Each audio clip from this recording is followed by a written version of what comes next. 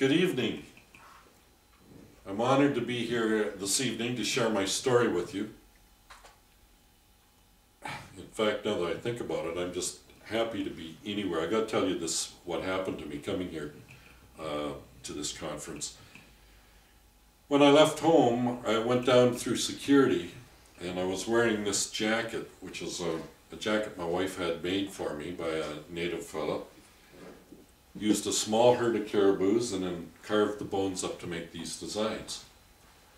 And I'm quite used to having people tell me how unique it is or how nice it is or how much they like it.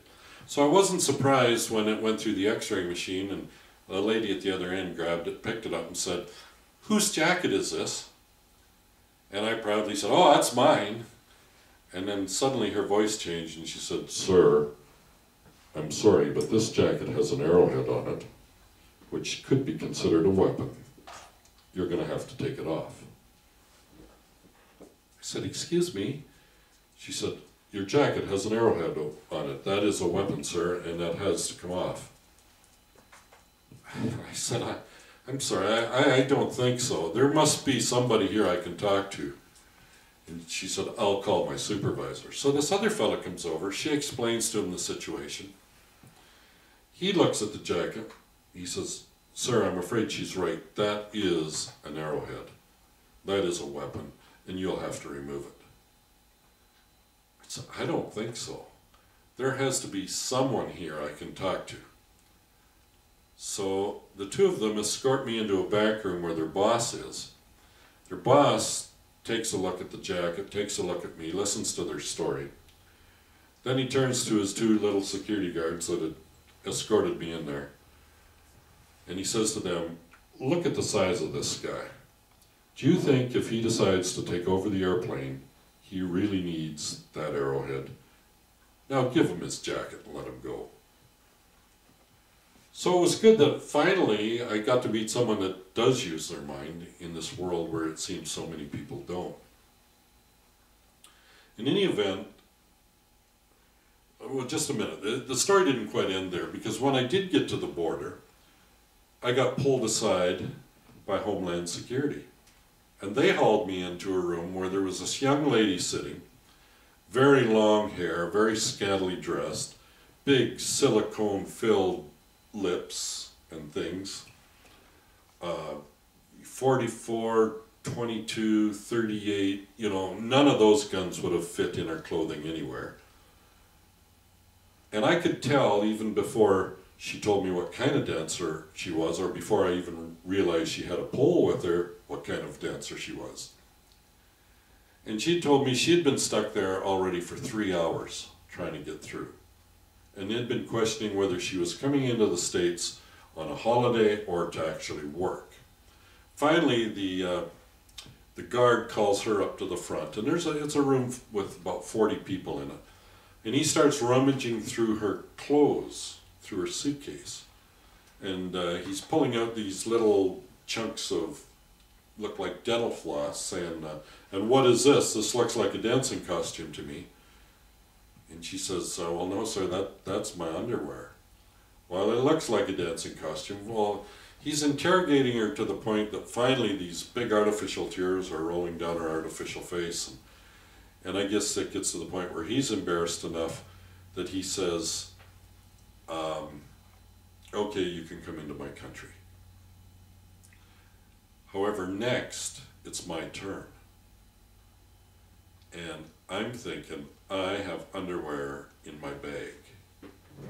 What's he going to do? He's going to grab these things and hold them up and say, "Okay, now what's this for? A tent?"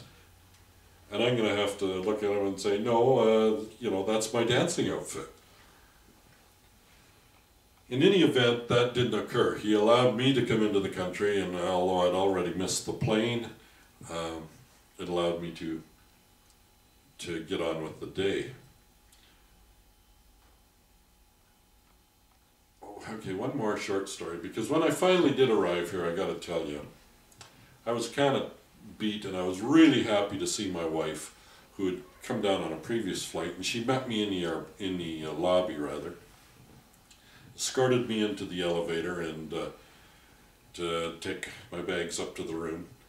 And when we got on the elevator, the doors closed. We were the only ones in there. So I grabbed her and I planted this big kiss on her and I said, you know, honey, I've always had a fantasy to do it in an elevator. And to my surprise, she sort of stepped back, opened up her arms and said, well, go ahead, big boy, you got time. We're on the 3rd floor. Now, I might have been up for the challenge, except then she laughed through the first 2 floors, and which, of course, left me with no time for that challenge. In any event, I'm here. I'm here, and I'm here to share my story with you. Now, one of the first things I get asked is, about my story is, how in the world did you get from architecture to hypnosis to telling stories for a living? Like, that just doesn't seem like a natural progression. Where in my mind, it makes perfect sense. In architecture, I studied how to make plans, do designs, and construct new things. In hypnosis, I learned the power of changing, renovating the attic, the way we think, and making new lives. And now, through story form and hypnotic techniques embedded in those stories, I help people change their story. Not just change the story of who they are or what they have done, but help them realize or hear the story of what they want to become, what they want to achieve. And by modifying it and working with them, we can create a story which, if they tell often enough, becomes their new reality. And that's what I'm here to share with you tonight. And I really want to thank you for the opportunity to do that. Okay. Even with your expanded part, it was still pretty much